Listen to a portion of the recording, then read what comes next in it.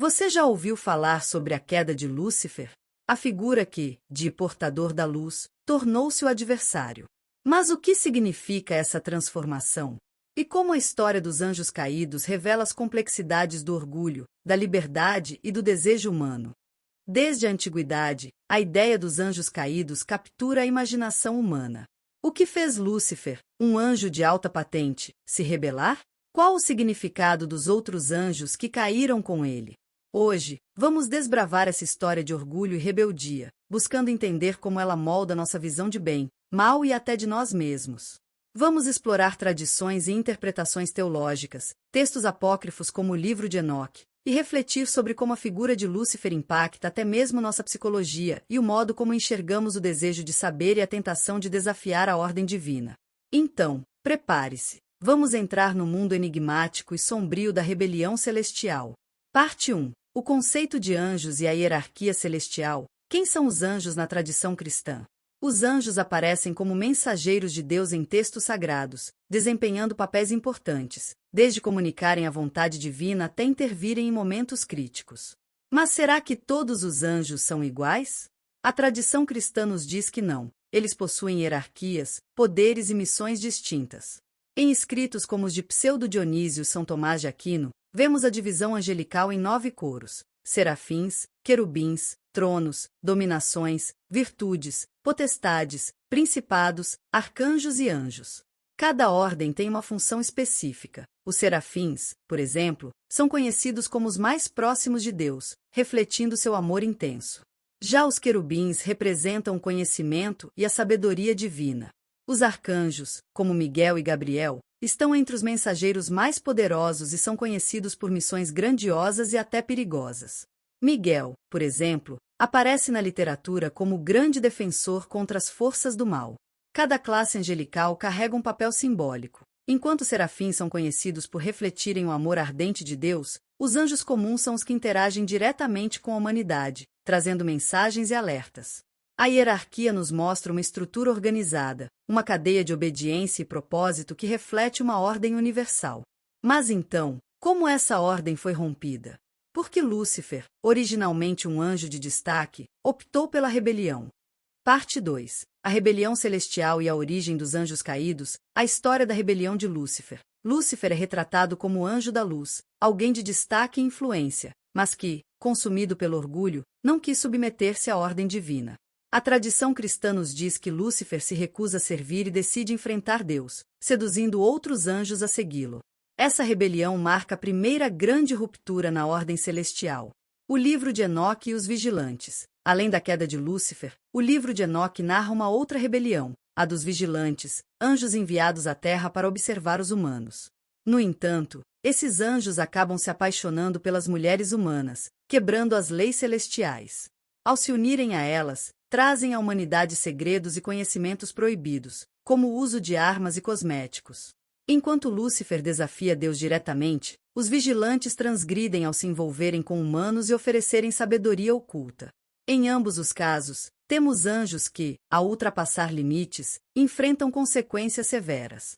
A presença desses dois eventos sugere que a transgressão está profundamente ligada ao desejo de conhecer e experimentar algo fora da ordem estabelecida.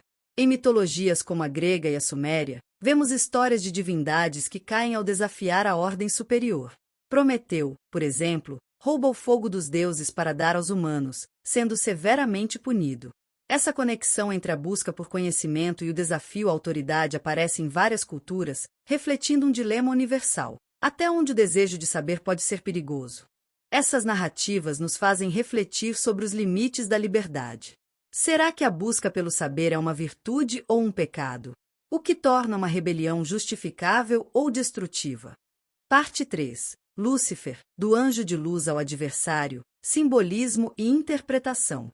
A transformação de Lúcifer. A palavra Lúcifer significa portador da luz, mas após a rebelião, ele se torna Satanás, o opositor. É interessante observar que o orgulho, que originalmente o elevou, o transforma em símbolo do mal. Esse conceito de queda reflete o perigo do orgulho excessivo e da perda de controle sobre o próprio poder. A teologia cristã, ao longo dos séculos, debateu o papel de Lúcifer. Alguns teólogos veem nele o maior exemplo de como o orgulho pode ser uma força destrutiva, que afasta o ser do Criador. Outros interpretam a figura de Lúcifer como uma metáfora para o conflito humano entre o desejo de autonomia e a obediência divina.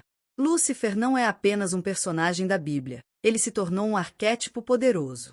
No campo psicológico, Carl Jung interpreta a queda como o conflito interno entre o desejo de autossuficiência e a necessidade de conexão com o divino.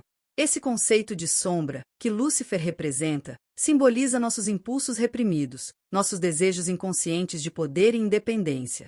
A figura de Lúcifer também é reverenciada em algumas tradições esotéricas como o portador da luz, um símbolo de questionamento e busca pelo saber. Para esses movimentos, ele representa a coragem de questionar dogmas e buscar a verdade individual. Esse ponto de vista traz à tona a ambiguidade da sua figura, herói para uns, vilão para outros. Parte 4. O simbolismo dos anjos caídos na cultura popular e nas narrativas humanas.